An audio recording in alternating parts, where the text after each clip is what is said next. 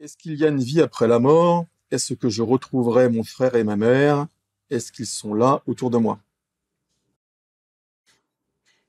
Marie-Pierre, nous avons que 2 jours pour répondre à cette question. On pourrait faire Alors déjà répondre à ta première question, est-ce qu'il y a une vie après la mort? Mais oui, est-ce qu'il y a une vie après la vie? Est-ce qu'il y a une Comment on vie pourrait avant dire la ça? vie aussi? Est-ce qu'il y a une vie avant la vie?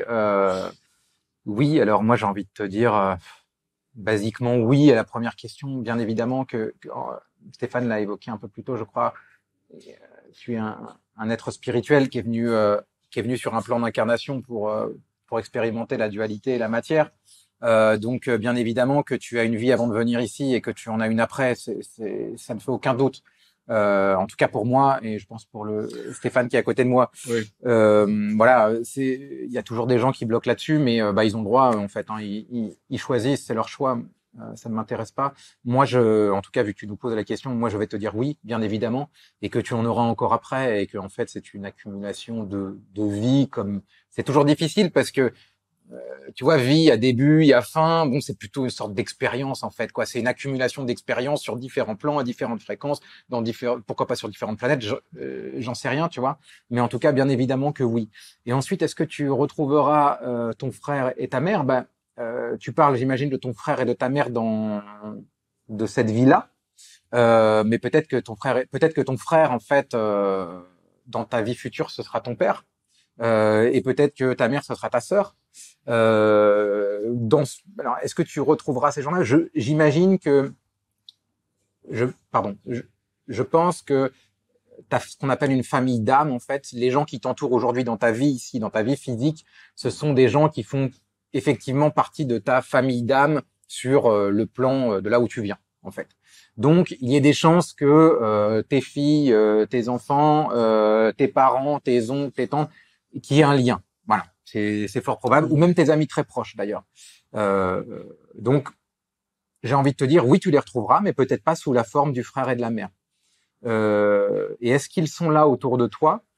Bah écoute, ça c'est plutôt à toi de me le dire en fait. Est-ce que tu leur parles?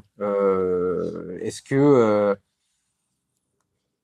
est-ce que tu les sens vivants? Est-ce que tu les sens proches de toi? Comment tu vis avec eux en fait? Tu vois? Est-ce que le fait qu'ils soient partis ou qu'ils aient fini leur expérience ici, est-ce qu'ils n'existent plus pour toi? Je pense pas. Je pense que tu penses à eux. Je pense que peut-être même parfois, je sais pas, tu chantonnes à leur vieux souvenirs. Peu importe. Moi, je pense qu'ils sont toujours là. Voilà. Mais ça, c'est ma croyance à moi. Et elle regarde que moi. Mais effectivement, je pense qu'il y a des choses qui t'entourent, des entités qui t'entourent, qui sont liées, hein, des gens qui viennent de ta famille d'âme. Alors, il y a les anges gardiens, il y a les guides, il y a plein de choses, mais il y a aussi les défunts, entre guillemets, qui sont là, qui sont des appuis, qui sont aussi des sacrés aides, en fait. Hein. Ce sont les thérapeutes du ciel. Eux, ils sont là et ils font des choses pour nous en permanence. Donc, j'imagine que s'ils sont revenus en quittant cette expérience et qui sont revenus vers leur origine, hein, vers là où ils étaient, j'imagine qu'ils doivent t'aider même. Voilà. Mais je vais pas aller beaucoup plus loin. On pourra faire une émission peut-être On en fera une, bien sûr. que On sur en fera ça. une, on en fera Si ça une. vous intéresse, vous nous envoyez un mail et puis on verra ce qu'on peut faire. Je pense que dans tous les cas, on en fera une, parce que c'est un sujet finalement Oui, qui oui, intéresse qui revient très très souvent. la majorité de la planète. Bah écoute, en fait, tu as déjà Wow. quasiment tout dit. Je suis désolé. Non, non, c'est très bien, c'est très bien. C'est très bien. Bah, du coup, je vais pas m'étaler. Je vais répondre dans l'ordre. Hein. Est-ce qu'il y a une vie après la mort? Bah, pour moi, c'est une évidence. Quand on parle de vie après la mort, je reviens à ma petite réflexion. En fait, la vie ne s'arrête jamais. S'il n'y a pas d'avant, d'après, quoi. La vie, elle est là. Elle est constamment là. Elle prend diverses formes, diverses Oui. réalités, mais elle est là en permanence. Donc nous sommes un bout de cette vie-là. Nous avons existé avant de venir ici. Nous existerons après. Encore une fois, ce sont mes convictions. Vous prenez ce qui vous plaît, quoi. Ah oui. Ah, bah vas-y, je t'en prie, si tu Non, as mais une idée. en fait, Marie-Pierre, elle nous a déjà posé une question la semaine dernière. Oui, oui, Et ça y est, là, ça vient de faire le lien. Je pense même que dans ta question, je te parlais, je ne sais plus quelle était ta question, mais je sais qu'en tout cas, enfin, je pense que c'est la même personne parce que j'ai la même énergie. Je pense que je t'ai parlé tu as un lien avec le sacré à les Oui, retrouver c'est ça, et oui. d'aller te mettre dans une église et quelque chose comme ça. Je pense que c'est toi. Et du coup, Ouais, c'est bon. bah voilà. En fait, je savais pas ta deuxième question, mais bah en fait, je pense que tu peux prendre la même réponse pour les deux questions. Voilà, donc rapidement, est-ce que je retrouverai mon frère et ma mère? Donc, bah, comme tu l'as dit, il y a de grandes chances. Je pense qu'au moment où tu partiras, quand tu décéderas, ils se présenteront à toi encore sous la forme de ton frère et de ta mère pour que tu te sentes, entre guillemets, pas trop déboussolé, mais qu'après, tu comprendras vite qu'effectivement, tout ça, ce ne sont que des rôles, hein, comme des acteurs dans des films. Donc aujourd'hui, ton frère et ta mère, demain, ton père ou un cousin, dans une autre vie, ailleurs, c'était encore quelqu'un d'autre. Donc voilà, on parle vraiment de famille d'âme, je pense, là, qui se réincarne, donc qui partage des expériences en échangeant les rôles pour que tout le monde avance à peu près au même rythme et dans la même direction. Et donc, bah oui, tu les retrouveras d'une manière ou d'une autre. Est-ce qu'ils sont là autour de moi? Alors, ils peuvent être là dès que tu vas penser à eux. Tu vas envoyer je sais pas, une émotion, Une une pensée. pensée, voilà, de l'affection, de l'amour, ce que tu veux, ou même pour leur parler de ton quotidien, hein. Ils vont entendre ce message, ça c'est sûr.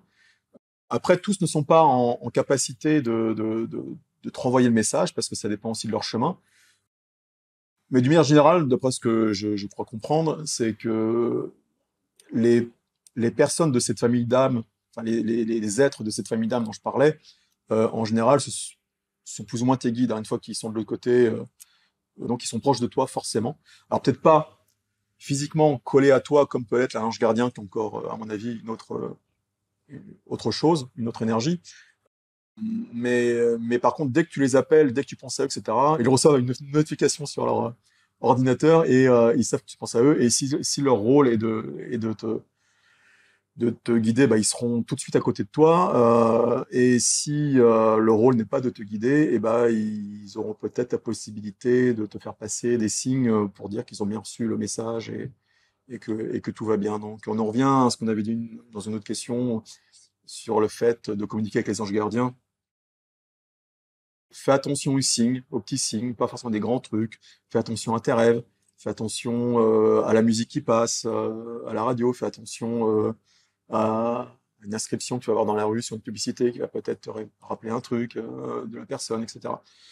Et tu verras que plus tu vas te plonger dans dans ce sacré,